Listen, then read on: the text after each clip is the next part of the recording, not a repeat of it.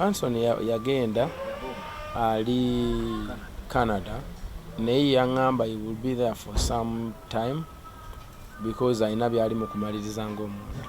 You understand? Ani omulala? Nina Rose ayagala kwesimbawo bwe ndaba agamba. So she wants to stand for, so she has her political reasons, I think. Daddy Andre naye alaika ayina kyagoba ng'omuntu. Buli muntu ayina emitambulo gye. Juliana talina tabu, yali agambye ki? Ali ye bw'atyo Juliana omumanyi. She's a very reserved person. She does her work totally different, and we have to respect.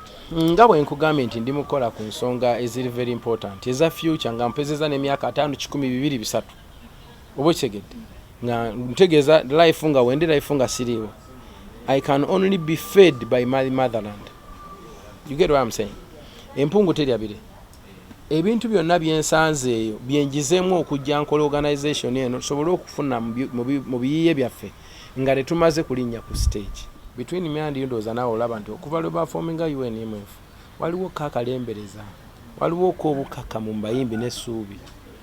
Olwaleero as we speak copyright ro bagidiscussingako mu cabinet. Oshegera. That is propaganda. Msimanyi IGG, simanyi kunoonyerezaako, simanyi what. That's a propaganda. You understand?